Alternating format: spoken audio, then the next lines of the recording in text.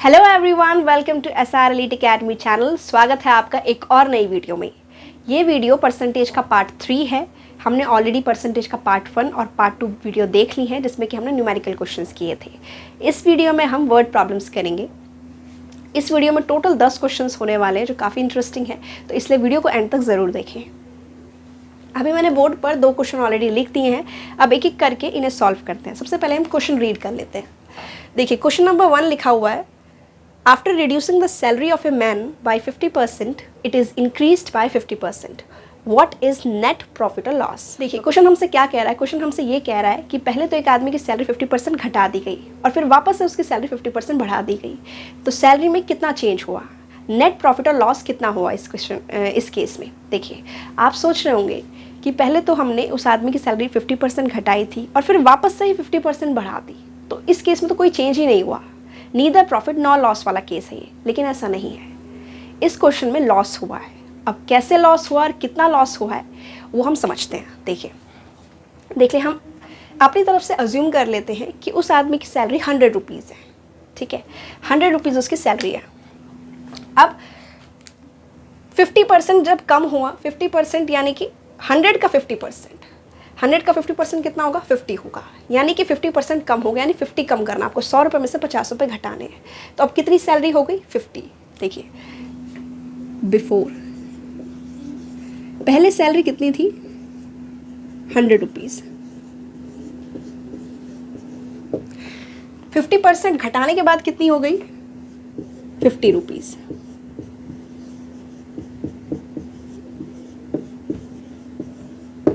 अब क्वेश्चन हमसे ये कह रहा है कि 50% जब हमने कम किया, उसके बाद वापस से 50% बढ़ा दिया। ठीक है, अब 50% बढ़ाया है। देखिए, अब ये तो पहले थी सैलरी, अब सैलरी कितनी है, 50 रुपीज़।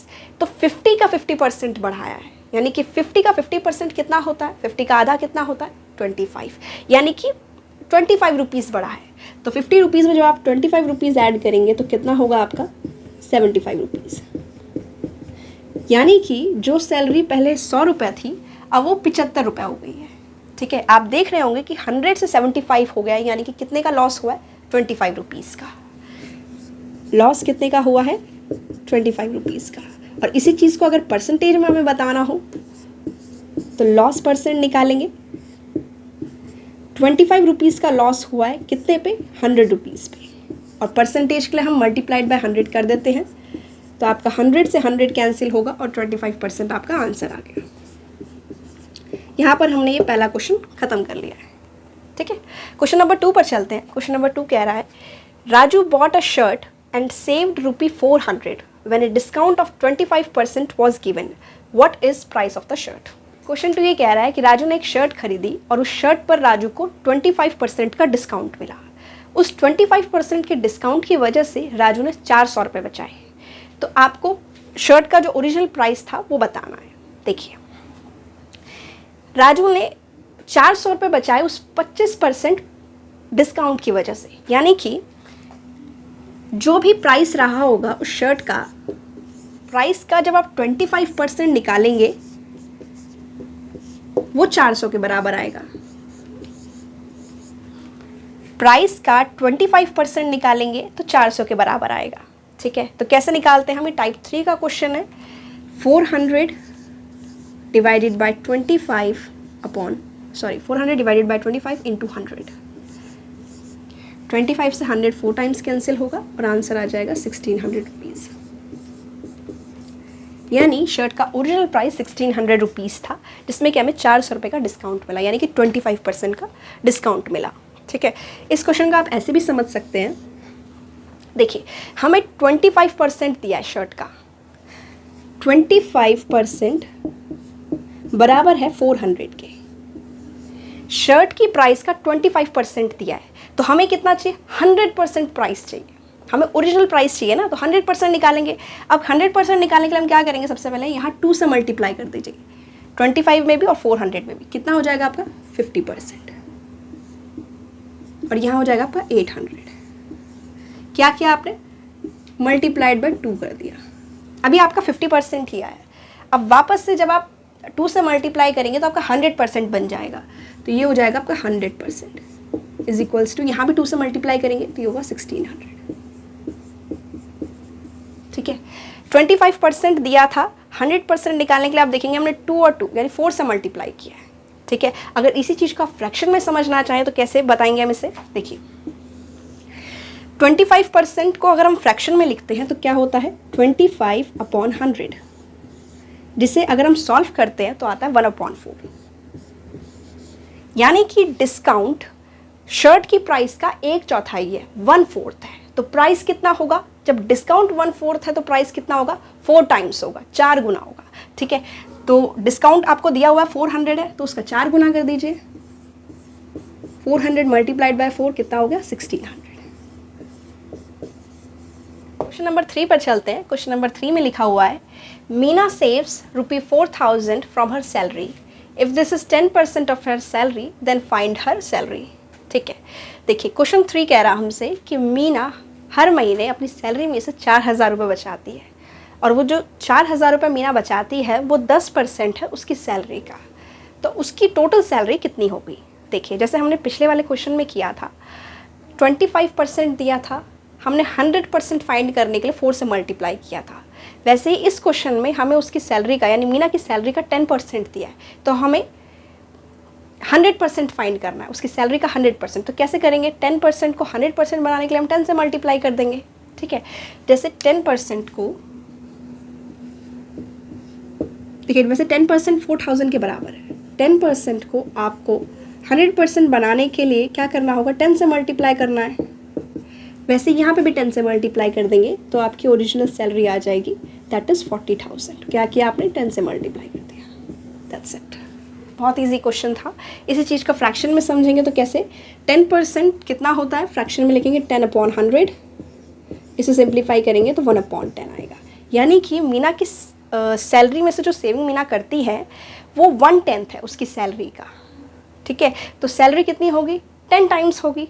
जब सेविंग्स 10% है यानी 1/10 है तो सैलरी कितनी होगी 10 टाइम्स होगी। ठीक है ना, तो हम क्या करेंगे 4000 में 10 से मल्टीप्लाई कर देंगे तो आपका आ जाएगा 40,000। देखिए एक ही बात है, कुछ अलग अलग चीज़ें मैंने यहाँ पे नहीं, ये दोनों ही चीज़ें कुछ अलग अलग नहीं है। यहाँ पे मैंने आपको परसेंट में ही समझा दिया और यहाँ पे मैंने आपको फ्रैक्शन में समझाया है। ठीक है, अब क्वेश्चन नंबर 4 की तरफ बढ़ते हैं। क्वेश्चन नंबर 4 में लिखा हुआ है out of 15,000 votes in a constituency 60% voted, find number of people who did not vote। हमारे पास एक कॉन्स्टिट्यूएंसी है यानी एक मतदान क्षेत्र है, चुनावी मतदान क्षेत्र है, जहाँ पर 15,000 वोट्स हैं और उन 15,000 वोट्स में से सिर्फ 60% वोट आए। तो हमें फाइंड करना है कि कितने लोगों ने वोट नहीं दिया है। ठीक है, अगर 60% लोगों ने वोट दिया है तो कितने लोगों ने नहीं दिया होगा, परसेंटेज में बताएंगे तो 40% लोगों ने। टोटल 100% लोग हो गए। ठीक है, 100 में से अगर 60% लोगों ने वोट दिया है तो 40% ने नहीं दिया। ठीक है, और आपको बता भी रखा है कि टोटल कितनी वोट्स हैं, 15,000 है। तो हम क्या करेंगे, नंबर ऑफ़ पीपल निकालने के लिए कि जिन्होंने वोट नहीं दिया 40% निकालेंगे 15,000 का। ठीक है, देखिए 40% को लिखेंगे 40/100 मल्टीप्लाइड बाय 15,000। ठीक है, कितना होगा, 00 से 00 कैंसिल, 15 4 जा 60 और आपके ये 2 0 6,000। ठीक है, यानी 15,000 में से 6,000 लोगों ने वोट नहीं दिया। क्वेश्चन नंबर 5 की तरफ चलते हैं। क्वेश्चन नंबर 5 में लिखा हुआ है in an examination 65% of total examinees passed, if the number of failures is 420 then find the total number of examinees. Question हमसे बोल रहा है कि एक एग्ज़ाम में 65% बच्चे पास हुए हैं और 420 बच्चे फेल हो गए, तो हमें फाइंड करना है, हमें ढूंढना है कि टोटल कितने बच्चों ने एग्ज़ाम दिया। ठीक है, हमें पास कितने बच्चे हुए उसका परसेंटेज दे रखा है और यहाँ पे जितने बच्चे फेल हुए हैं उसका रियल डेटा दिया हुआ है। ठीक है, अगर मैं अपने मार्क्स बताती हूँ, मैंने बताया कि मेरे 40 आउट ऑफ 50 आए हैं, मैं इसी चीज़ को ऐसे भी बोल सकती हूँ कि मेरे 80% मार्क्स आए हैं। एक जगह पे मैंने आपको रियल डेटा दे दिया यानी आपको नंबर ही बता दिया अपने 40 आउट ऑफ 50, और एक जगह पे मैंने आपको परसेंटेज उस चीज़ को बता दिया। ठीक है, यानी कि जो 40 आउट ऑफ 50 मेरे आए हैं वो 80% के बराबर है। जैसे हमने क्वेश्चन नंबर 2 और 3 में किया था, 2 में हमारा 25% 400 के बराबर था, 25% ऑफ ए प्राइस यानी कि प्राइस का 25% 400 के बराबर था। वैसे ही यहाँ पर हमें देखिए सबसे पहले तो फेलियर का परसेंटेज निकाल देते हैं। Failed students percentage. देखिए अगर 65% बच्चे पास हुए तो फेल कितने हुए होंगे? 35%। देखिए इसमें तो कोई बहुत बड़ी बात नहीं है, अगर पास 65% हो तो 35% फेल हुए होंगे। अब हमारे पास परसेंटेज में भी है फेल्ड स्टूडेंट्स का नंबर और एक्चुअल नंबर भी है, तो हम क्या करेंगे? देखिए जैसे हमने क्वेश्चन नंबर 2 में किया था, 35% of total students is equals to 420।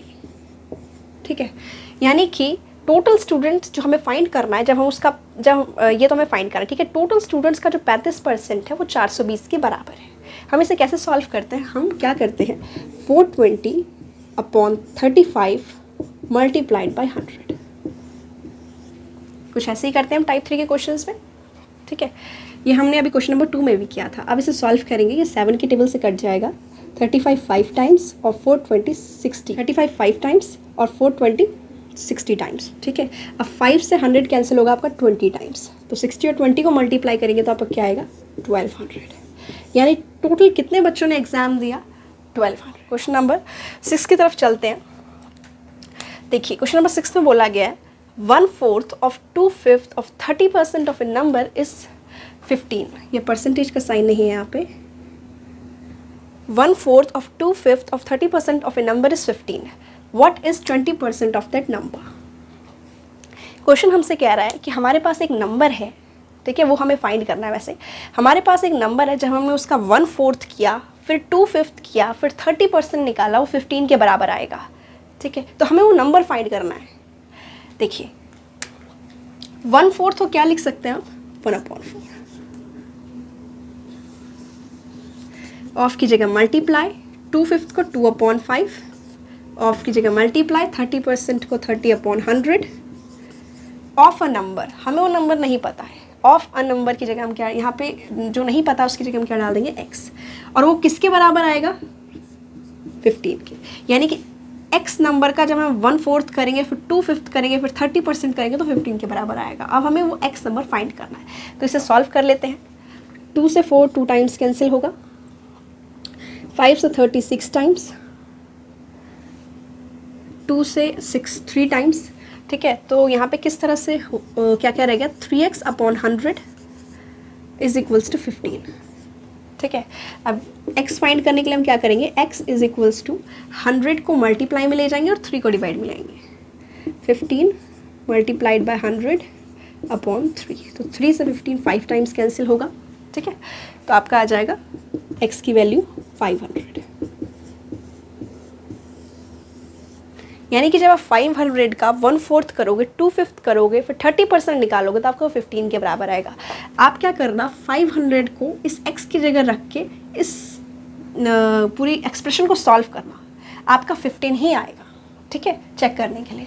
अभी क्वेश्चन यहाँ पे ख़त्म नहीं होता, क्वेश्चन में हमसे आगे भी पूछा गया है what is 20% of that number. यानी कि जो नंबर हमने अभी फाइंड किया है उसका 20% भी निकालना है, ठीक है। तो 500 का 20% निकालेंगे तो क्या आएगा? देखिए 500 का 10% निकालेंगे तो क्या करेंगे? 500 से एक 0 हटा देंगे तो क्या आएगा? 50। तो 20% कितना होगा? डबल होगा।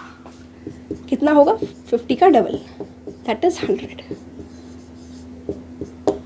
यहाँ पे हो गया हमारा यहाँ पर हमारा पूरा क्वेश्चन खत्म होता है, क्योंकि यहाँ पर 20% निकालने के लिए हम पहले वो नंबर चाहिए था, हमने जैसे ही नंबर फाइंड किया उसका 20% भी निकाल दिया, ठीक है। आई होप आपको ये सारे क्वेश्चंस अच्छे से समझ में आ रहे होंगे। क्वेश्चन नंबर 7 की तरफ पढ़ते हैं। क्वेश्चन नंबर 7 में लिखा हुआ है Hari's income is 20% more than Madhu's income, by how much percent Madhu's income is less than Hari's income. Question हमसे कह रहा है कि हरी की इनकम मधु की इनकम से 20% ज़्यादा है, तो मधु की इनकम हरी की इनकम से कितने % कम होगी। देखिए मैं समझ पा रहे होंगे, आपके दिमाग में आ रहा होगा कि 20% अगर हरी की ज़्यादा है तो मधु की भी 20% कम ही होगी, लेकिन ऐसा नहीं है। देखिए अब इस क्वेश्चन को कैसे सॉल्व करना और कितना एग्जैक्टली कितना % कम है एग्जैक्टली मधु की इनकम हरी की इनकम से, वो निकालते हैं। हम अपनी तरफ से अज्यूम कर लेते हैं कि हरी की इनकम 100 रुपये। आप कोई भी इनकम का नंबर कोई भी अपनी तरफ से 60, 70, 100, 1000 कुछ भी अज्यूम कर सकते हैं। मैं यहाँ पे 100 अपनी तरफ से अज्यूम कर, क्योंकि 100 नंबर में कैलकुलेशन करना काफ़ी ईजी होता है, ठीक है। तो मधु की इनकम को क्या बोला गया है कि हरी की इनकम 20% ज़्यादा है मधु की इनकम से, ठीक है। तो मधु की इनकम को मैं 100 रुपीज़ मान लेती हूँ।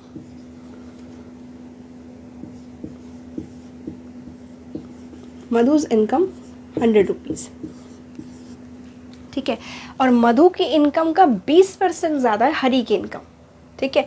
तो मधु की इनकम का 20% कितना होगा? 20 रुपये। 100 रुपये ना मधु की इनकम, तो 100 का 20% निकालेंगे तो 20 ही आएगा। यानी कि हरी की इनकम कितनी होगी? 120 रुपये। 100 + 20, क्योंकि 100 का 20% भी हमने ऐड करना हरी की इनकम में, तो कितना हो जाएगा? 120 रुपीज़, ठीक है।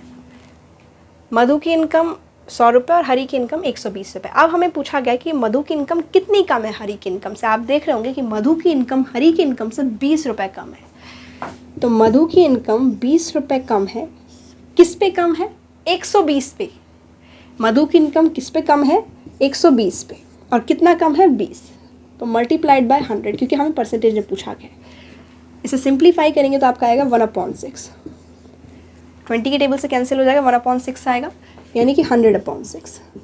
जब आप इसे सिंप्लीफाई करेंगे तो आपका आंसर आएगा 16.67%। हरी की इनकम 20% ज़्यादा थी मधु की इनकम से, तो मधु की इनकम कितनी कम है हरी से?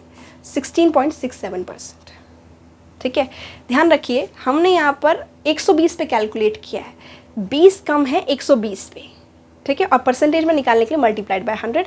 जब आप इसे सॉल्व करेंगे तो आपका 16.67% आ जाएगा, ठीक है। क्वेश्चन नंबर 8 पर चलते हैं। क्वेश्चन नंबर 8 में लिखा हुआ है, if the side of a square is increased by 30%, then by how much percent its area is increased. Question में हमें लिखा गया है कि हमारे पास एक स्क्वायर है, हम उस स्क्वायर की साइड का अगर 30% बढ़ा देते हैं, यानी कि उसकी साइड को 30% बढ़ा देते हैं। देखिए, साइड 30% बढ़ जाएगी तो ऑफकोर्स एरिया भी बढ़ जाएगा, है ना। तो क्वेश्चन हमसे वही पूछ रहा है कि उसका एरिया कितना % बढ़ जाएगा, ठीक है। तो हम अपनी तरफ से अज्यूम कर लेते हैं स्क्वायर की साइड को 10 सेंटीमीटर। आप 100 सेंटीमीटर भी अज्यूम कर सकते हैं, दोनों ही केस में आंसर सेम आएगा। मैं 10 सेंटीमीटर ले रही हूँ। हमारे पास एक स्क्वायर है जिसकी साइड 10 सेंटीमीटर है। अब हमने क्या करा, उसकी साइड का 30% बढ़ा दिया। तो 10 का जब आप 30% निकालेंगे तो कितना आएगा? 3। कैसे आएगा?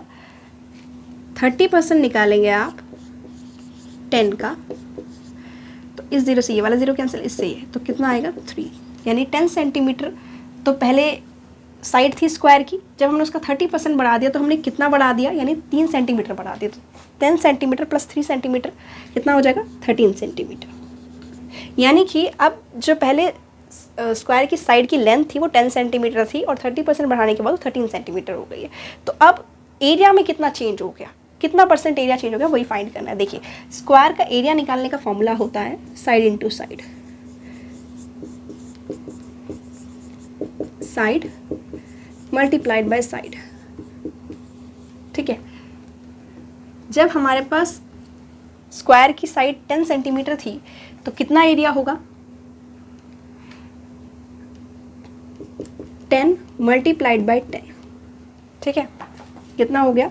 100 सेंटीमीटर स्क्वायर। जब हमने साइड की लेंथ को 30 सेंटीमीटर बढ़ाया और 13 सेंटीमीटर लेंथ हो गई, तब एरिया कितना होगा? 13 मल्टीप्लाइड बाय 13 आपका आएगा 169, यानी 169 सेंटीमीटर स्क्वायर। पहले एरिया 100 सेंटीमीटर स्क्वायर था, फिर 169 सेंटीमीटर स्क्वायर हो गया। तो कितना एरिया बढ़ा? 69 सेंटीमीटर स्क्वायर। इंक्रीज कितना हुआ? 69 सेंटीमीटर स्क्वायर एरिया इंक्रीज हुआ है, ठीक है। अब इसी चीज़ को परसेंटेज में निकालना हो तो कैसे निकालेंगे? 69 बढ़ा है, 69 सेंटीमीटर स्क्वायर बढ़ा आपका 100 सेंटीमीटर स्क्वायर पे, 69 बढ़ा है आपका 100 पे, ठीक है। मल्टीप्लाइड बाय 100, क्योंकि हम परसेंटेज फाइंड कर रहे हैं, 100 से 100 कैंसिल होगा तो आपका आंसर आ जाएगा 69%। यानी कि अगर आप स्क्वायर की साइड की लेंथ को 30% बढ़ाते हैं तो उसका एरिया 69% बढ़ जाएगा। यहाँ पर हमारे क्वेश्चन नंबर 7 और 8 खत्म होते हैं। बढ़ते हैं क्वेश्चन नंबर 9 की तरफ। क्वेश्चन नंबर 9 में यहाँ पे क्या लिखा हुआ है? The length and breadth oblique width. देखिए, ब्रेथ को ही विड्थ भी बोलते हैं, ठीक है। The length and breadth of a rectangle are 10 centimetre and 8 centimetre. If the length of a rectangle is increased by 60%, then by how much percent the breadth has to be decreased to maintain the same area? ठीक है, इस question में ये बोला गया है कि हमें एक रेक्टेंगल दिया हुआ है जिसकी लेंथ और ब्रेथ 10 सेंटीमीटर और 8 सेंटीमीटर है। यानी कि रेक्टेंगल की लेंथ तो 10 सेंटीमीटर है और उसकी विड्थ यानी कि ब्रेथ 8 सेंटीमीटर। हमें क्या कहा क्वेश्चन ने कि हमें एक रेक्टेंगल दिया है जिसकी लेंथ 10 सेंटीमीटर है और ब्रेथ 8 सेंटीमीटर है। तो हमें क्वेश्चन में आगे बताया गया है कि अगर हम उसकी लेंथ को, रेक्टेंगल की लेंथ को 60% बढ़ा दें, देखिए अगर लेंथ बढ़ेगी तो एरिया भी बढ़ेगा। लेंथ और ब्रेथ में से अगर एक भी चीज़ बढ़ती है तो एरिया भी बढ़ जाएगा। लेकिन क्वेश्चन हमें आगे ये कह रहा है कि हमें एरिया को नहीं बढ़ाना, एरिया को हमें चेंज नहीं करना है। तो अगर लेंथ बढ़ी है और एरिया हमें सेम रखना है तो हमें ब्रेथ को कम करना पड़ेगा। ठीक है, तो क्वेश्चन हमसे यही पूछ रहा है कि हमें कितना % ब्रेथ को कम करना पड़ेगा। ठीक है, देखिए क्वेश्चन में हमें रेक्टेंगल की लेंथ और ब्रेथ दे रखी है, तो हमें लेंथ का 60% बढ़ाना है। तो 10 का 60% कितना होगा? 6। 60% ऑफ 10, 0 0 कैंसिल्ड, 6। ठीक है, यानी कि 10 सेंटीमीटर की जो लेंथ थी रेक्टेंगल की, अब वो कितनी हो जाएगी 60% बढ़ाने के बाद? 16 सेंटीमीटर।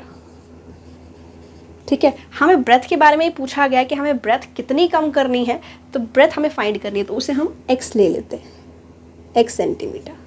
ठीक है, अब देखिए रेक्टेंगल का एरिया का फॉर्मूला क्या होता है? Rectangle area is equals to length into breadth, या इसे आप विड्थ भी कह सकते हैं। ठीक है, तो इस वाले रेक्टेंगल के केस में हमारा लेंथ और ब्रेथ क्या है? 10 × 8 is equals to 80 centimetre square. और 60% लेंथ बढ़ाने के बाद क्या एरिया हो जाएगा? कि रेक्टेंगल नंबर 1 दे देते हैं इसे नाम, और इसे सेकंड बोल देते हैं। ये फर्स्ट रेक्टेंगल, सेकंड रेक्टेंगल, हमें फर्स्ट और सेकंड रेक्टेंगल का एरिया को सेम रखना है। ठीक है ना, तो इस रेक्टेंगल का एरिया क्या होगा? लेंथ तो हमें 16 दी हुई है और ब्रेथ को जो हमें फाइंड करना है उसे हमने x लेट कर लिया। ठीक है, तो 10 × 8 80 सेंटीमीटर स्क्वायर और 16 × x क्या हो जाएगा? इसे एज इट इज रहने दीजिए। अब इन दोनों को इक्वल टू में रखा है क्योंकि दोनों एरिया सेम है। इसके आगे से सॉल्व करते हैं। देखिए 16 मल्टीप्लाइड बाय x बराबर है 80 के। हम क्या करेंगे, x की वैल्यू चाहिए ना हमें, हम 16 को 80 के डिवाइड में ले जाएंगे। तो कितना आएगा? 80 डिवाइडेड बाय 16 गिव्स अस 5, यानी कि ब्रेथ की लेंथ कितनी है? 5 सेंटीमीटर। ठीक है, यानी कि यहाँ पे हमने फाइंड कर लिया, अगर हम रेक्टेंगल की लेंथ को 16 सेंटीमीटर करते हैं तो हमें ब्रेथ को 5 सेंटीमीटर रखना होगा। अब देखिए क्वेश्चन हमसे पूछा गया था कि हमें ब्रेथ को कितना % कम करना होगा। ठीक है, तो देखिए पहले 8 थी, अब 5 हो गई, तो कितना डिक्रीज हुआ? कितने सेंटीमीटर डिक्रीज हुई breadth? 8 centimetre minus 5 that is 3 centimetre breadth कम हो गई है आपकी। अब इसी चीज़ को परसेंटेज में बताएंगे तो कैसे बताएंगे? देखिए 3 सेंटीमीटर ब्रेथ कम हुई है, कितने पे कम हुई है? 8 पे। 3 कम हुई है 8 पे, मल्टीप्लाइड बाय 100। ठीक है, इसे सिंप्लीफाई करेंगे, 4 से कैंसिल कर देते हैं, 4 की टेबल से, 4 की टेबल से 2 टाइम्स कैंसिल होगा और 100 हो जाएगा 25। तो ये हो जाएगा आपका 75/2। इसे सिंप्लीफाई करेंगे आप तो आएगा आपका 70 से 35 और 5 2.5, तो 35 + 2.5 गिव्स अस 37.5%। यानी कि अगर हम रेक्टेंगल की लेंथ को 60% बढ़ाते हैं तो हमें दोनों रेक्टेंगल के एरिया को सेम रखने के लिए ब्रेथ को 37.5% घटाना होगा। अब क्वेश्चन नंबर 10 पे चलते हैं। ये इस वीडियो का लास्ट क्वेश्चन है और मोस्ट इम्पॉर्टेंट भी। ठीक है, देखिए क्वेश्चन में क्या लिखा हुआ है। A mixture of 40 liters of milk and water contains 10% water. How much water should be added to this mixture so that the new mixture contains 20% water? देखिए क्वेश्चन में हमें ये बताया गया है कि हमारे पास एक मिक्सचर है मिल्क और वाटर का। हमारे पास एक मिक्सचर है मिल्क और वाटर का, और कितना अमाउंट है उस मिक्सचर का?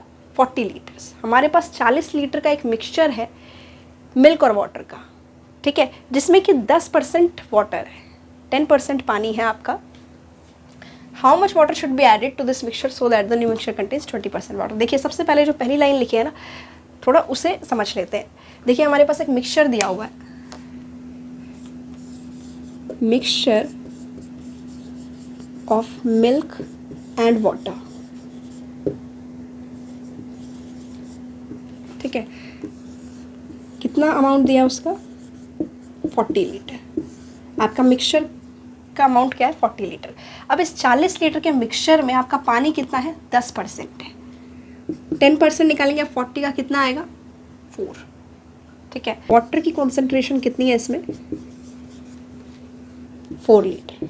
40 लीटर के इस मिक्सचर में 4 लीटर आपका पानी है। अब देखिए क्वेश्चन हमें आगे क्या कह रहा है, इसे ध्यान से समझिएगा इस लाइन को। क्वेश्चन कह रहा है कि हमें कितना पानी ऐड करना है इस 40 लीटर के मिक्सचर में कि जो नया मिक्सचर बने ऐड करने के बाद उसमें 20% पानी हो। पहले वाले मिक्सचर में जब 40 लीटर का मिक्सचर था हमारे पास, उसमें 10% पानी था। अब हमें कितना पानी ऐड और करना है कि जो हमारा मिक्सचर हो उसमें 20% पानी हो, ठीक है ना। देखिए हमें कितना पानी ऐड करना उसे हम x ले लेते हैं, ठीक है। यहाँ पे लिख देती हूँ मैं water, amount of water that needs to be added।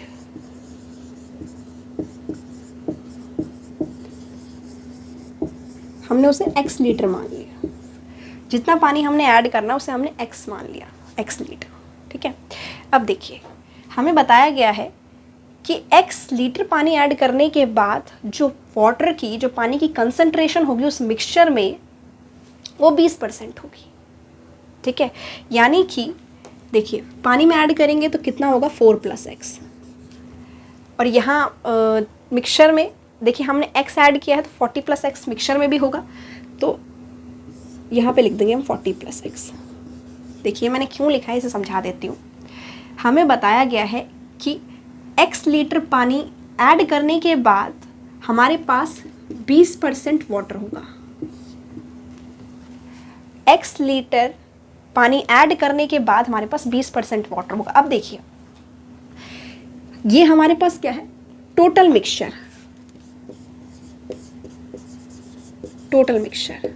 ठीक है, और ये क्या है वाटर।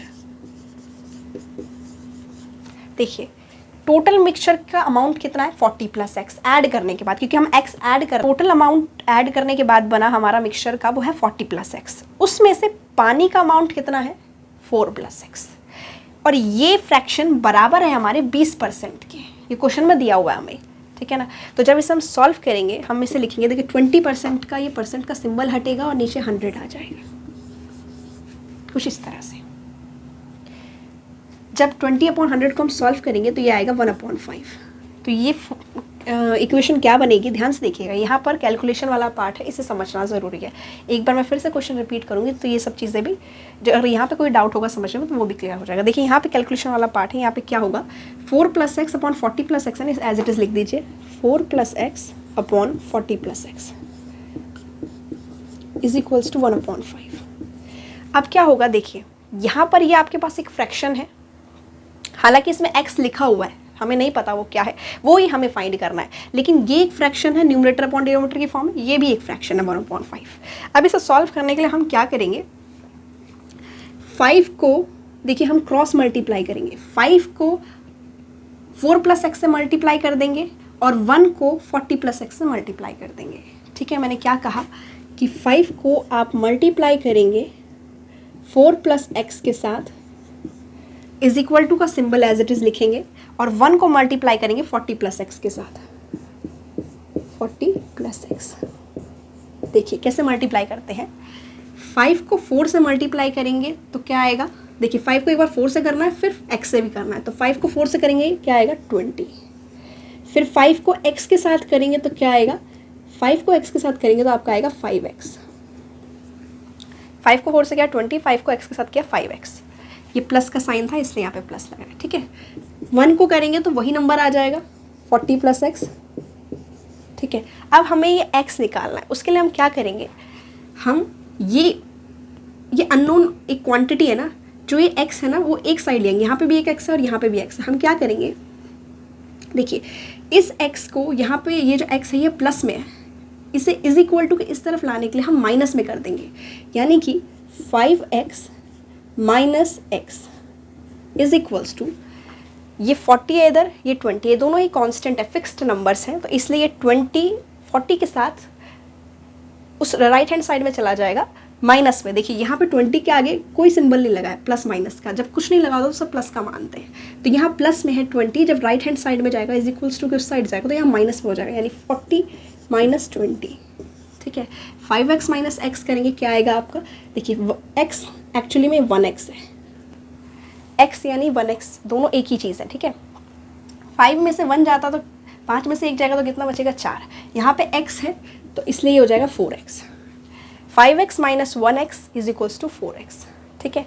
यहाँ पे 40 में से 20 क्या आपका 20 बचेगा, ठीक है। इसे सिंप्लीफाई करते हैं, देखिए आपको x ही फाइंड करना है, तो आप क्या करेंगे 20 के साथ डिवाइड में डाल देंगे 4 को, यहाँ मल्टीप्लाई में था 4x के साथ, यहाँ डिवाइड में आ गया, ठीक है। अब 4 यहाँ पे कैंसिल होगा 25 टाइम्स, तो x इज इक्वल्स टू 5, यानी कि 5 लीटर पानी ऐड करना है आपने।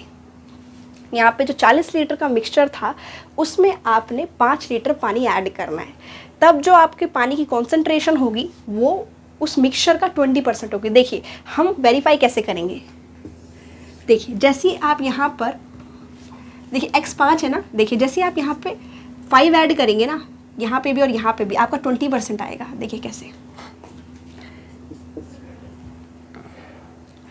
4 + 5 करेंगे तो कितना आएगा 9, और 40 + 5 करेंगे तो कितना आएगा 45, ठीक है। परसेंटेज में इंटू 100 कर दीजिए, 9 से 45 कैंसिल हो 5 टाइम्स और 5 से 100 कैंसिल होगा 20 टाइम्स, तो यानी कि 20%। देखिए आंसर तो यहीं पे आ गया था, ये हमने चेक किया है कि हमने सही किया है या नहीं किया। आई होप आपको ये समझ में आ गया होगा, नहीं आया तो फिर भी एक बार मैं दोबारा समझा देती हूँ। हमारे पास एक मिक्सचर दिया हुआ था मिल्क और वाटर का, 40 लीटर उस मिक्सचर के अमाउंट था, उसमें से उस 40 लीटर में से 10% पानी था, यानी कि 4 लीटर, 40 में से 4 लीटर आपके पास पानी दिया हुआ था। क्वेश्चन में हमसे ये बोला गया कि 4 लीटर में आपको कितना और लीटर ऐड करना है कि जो आपका नया मिक्सचर बनेगा ना ऐड करने के बाद उसमें 20% पानी होगा, ठीक है। तो हमने क्या किया कि टोटल मिक्सचर है उसमें से पानी कितना है 4 + x, क्योंकि हमने जो ऐड करना उसे x मान लिया, 40 + x टोटल है, उसमें से 4 + x पानी है, ये बराबर है, क्वेश्चन में दिया हुआ है कि 20% के बराबर होगा, तो 20% को क्या लिख सकते हैं 20/100, सिंप्लीफाई करेंगे 1/5 आएगा। यहाँ पे ये 4 + x के साथ मल्टीप्लाई में गया और ये 1 40 + x के साथ, यानी कि हमने क्रॉस मल्टीप्लाई किया है कुछ इस तरह से। 5 × 4 20, 5 से x हो गया 5x, 40 + x, क्योंकि 1 से किसी भी नंबर को मल्टीप्लाई करोगे, ये भी एक नंबर है, क्योंकि जैसे आपको x फाइंड करोगे तो 40 + 5 45 हो जाएगा ना, तो 45 1 45 भी आएगा, है ना, तो 40 + x, ठीक है। अब x हमने फाइंड करना है तो हमने 5x, यहाँ x माइनस में लिया है, यहाँ प्लस में था तो इधर माइनस में हो गया, ठीक है। x और 1x एक ही चीज़ होती है, 5x माइनस 1x कितना हो गया 4x, 40 - 20 20, x की वैल्यू हो गई 5 लीटर, ठीक है। तो यहाँ पर इस वीडियो के हमारे 10 के 10 क्वेश्चन ख़त्म हो चुके हैं। आई होप आपको हर एक क्वेश्चन अच्छे से समझ में आया होगा, नहीं आया हो कोई भी डाउट लगा होगा तो आप कमेंट्स में ज़रूर लिखें। आज के इस वीडियो को यहीं तक रखते हैं। हमने परसेंटेज की सीरीज़ में टोटल 3 वीडियोस बनाई। पार्ट 1 और पार्ट 2 में हमने अपने बेसिक्स अच्छे करे, टाइप 1, टाइप 2 और टाइप 3 के क्वेश्चन समझे, और ये पार्ट 3 है जिसमें कि हमने वर्ड प्रॉब्लम सॉल्व किए हैं। मुझे उम्मीद है आपको ये तीनों ही वीडियोस बहुत अच्छे लगे होंगे।